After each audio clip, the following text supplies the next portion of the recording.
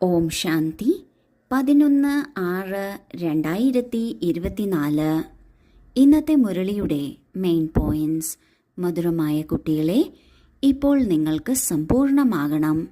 എന്തുകൊണ്ടെന്നാൽ തിരിച്ച് വീട്ടിലേക്ക് പോകണം, പിന്നെ പവിത്ര ലോകത്തിലേക്കും വരണം. സമ്പൂർണമെന്നാൽ സർവഗുണ സമ്പന്നർ, 16 കലാ സമ്പൂർണർ, സമ്പൂർണ്ണ നിർവികാരി, മര്യാദ പുരുഷോത്തമൻ, അഹിംസ പരമോധർമ്മി. ഈ തരത്തിൽ എല്ലാ തരത്തിലും നാം തികഞ്ഞവരാകണം. ഇതിനെയാണ് സമ്പൂർണമാകുക എന്ന് ഉദ്ദേശിക്കുന്നത്. എന്തുകൊണ്ടാണ് ഇപ്പോൾ സമയപരിധിയിൽ സമ്പൂർണം ആകേണ്ടത്? എന്തുകൊണ്ടെന്നാൽ നമുക്ക് തിരിച്ചു വീട്ടിലേക്ക് പോകണം.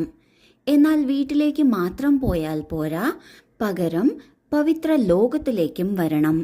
വന്നാൽ മാത്രം പോരാ, അവിടെ ഉയർന്ന പദവിയും എടുക്കണം. എല്ലാം ഒരുമിച്ച് കൊണ്ടുപോകുന്നതിന് സമയപരിധിക്കുള്ളിൽ തന്നെ നാം സമ്പൂർണമാകണം. ഇത് വളരെ അത്യാവശ്യമാണ്. ചോദ്യം: സമ്പൂർണ്ണ പാവനമാകുന്നതിനുള്ള യുക്തി എന്താണ്? ഉത്തരം: സമ്പൂർണ്ണ പാവനമാകണമെങ്കിൽ പൂർണ്ണമായും യാചകനാകൂ. ദേഹം ഉൾപ്പെടെ എല്ലാ ബന്ധങ്ങളെയും മറക്കൂ. എന്നെ മാത്രം ഓർമ്മിക്കൂ, എങ്കിൽ പാവനമാകും. ഇപ്പോൾ നിങ്ങൾ ഈ കണ്ണുകളിലൂടെ എന്തെല്ലാം കാണുന്നുണ്ടോ, ഇതെല്ലാം നശിക്കാനുള്ളതാണ്. ഇതിനാൽ ധനം, സമ്പത്ത്, വൈഭവം എല്ലാം മറന്ന് യാചകരാകൂ. ഇങ്ങനെയാണ് യാചകനിൽ നിന്ന് രാജകുമാരൻ ആകുന്നത്. ഈ ലോകം തമോ പ്രധാനമായിരിക്കുകയാണ്. ഇതിൽ നാം ഉപയോഗിക്കുന്ന ഈ ശരീരവും തമോ പ്രധാനമായിരിക്കുകയാണ്. നാം ഈ ശരീരത്തിലൂടെ ചെയ്യുന്ന കഥാപാത്രവും തമോ പ്രധാനമായിരിക്കുകയാണ്. ഇവ രണ്ടിൽ നിന്നും സ്വയം നമ്മെ തന്നെ വേറിട്ട് നിർത്തിയാലാണ് നാം പവിത്രമായി തീരുന്നത്. ഇതിനെയാണ് ഇന്ന് യാചകൻ എന്ന് ബാബ ഉദ്ദേശിക്കുന്നത്. സ്വന്തമായി തൻ്റെ ശരീരം തന്നെയുമില്ല, ശരീരത്തിൻ്റെ ബന്ധങ്ങളും ഇല്ല. എല്ലാത്തിനെയും മറന്ന് ഒരേ ഒരു ബാബയെ തന്നെ ഓർമ്മിക്കണം. എന്തെല്ലാം ഈ കണ്ണുകളിലൂടെ നാം കാണുന്നുവോ, ഇതെല്ലാം നശിക്കാനുള്ളതാണ്. അത് വ്യക്തികളാകട്ടെ, കെട്ടിടങ്ങളാകട്ടെ, അതുമല്ല സുന്ദരമായ ഒരു ദൃശ്യമാകട്ടെ, എന്തു തന്നെയായാലും നശിക്കാനുള്ളത് തന്നെയാണ്. ഇതിനാൽ ധനം, സമ്പത്ത്, സാമഗ്രികൾ ഇവയെല്ലാം മറക്കണം. ഇപ്രകാരം പൂർണ്ണമായും യാചകനായി മാറണം. ഇങ്ങനെ യാചകനാകുന്നതിലൂടെയാണ് നാം രാജകുമാരൻ ആകുന്നത്. ഈ ശരീരത്തിൽ നിന്നും, ഈ കഥാപാത്രത്തിൽ നിന്നും വേറിട്ട് നാം ആത്മാവാണ്, ആത്മാവിൻ്റെ ബന്ധു പരമാത്മാവാണ്. അങ്ങനെയുള്ള പരമാത്മാവിനെ ഓർമ്മിക്കണം. ധാരണയ്ക്കുള്ള മുഖ്യസാരം: 1. ഇപ്പോൾ നാടകം പൂർത്തിയാവുകയാണ്. നമുക്ക് തിരിച്ചു പോകണം. ഇതിനാൽ ആത്മാവിനെ ബാബയുടെ ഓർമ്മയിലൂടെ സതോപ്രധാനവും പാവനവും തീർച്ചയായും ആക്കണം. ബാബയ്ക്ക് സമാനം ജ്ഞാനസാഗരൻ, ശാന്തിസാഗരൻ ഇപ്പോൾ തന്നെ ആകണം. 2. ഈ ദേഹത്തിൽ നിന്നും പൂർണ്ണമായി യാചകനാകുന്നതിന് ബുദ്ധിയിലുണ്ടാകണം, ഈ കണ്ണുകളിലൂടെ എന്തെല്ലാം കാണുന്നുവോ അതെല്ലാം തീരാൻ പോവുകയാണ്. നമ്മൾ യാചകനിൽ നിന്ന് രാജകുമാരനാകണം. നമ്മുടെ പഠിത്തം പുതിയ ലോകത്തിനായി ആണ്. ആദ്യത്തെ പോയിന്റിൽ ബാബ പറയുന്നു, തീർച്ചയായും ആത്മാവിനെ സതോപ്രധാനവും പവിത്രവും ആക്കണം. ഇതിനായി ഈ നാടകം പൂർത്തിയാവുകയാണ്. തിരിച്ച് വീട്ടിലേക്ക് പോകാനുള്ള സമയമായി എന്ന് മനസ്സിലാക്കണം. ബാബയെപ്പോലെ ജ്ഞാനസാഗരനും ശാന്തിസാഗരനും ഇവിടെ തന്നെ ഇപ്പോൾ തന്നെ ആകണം.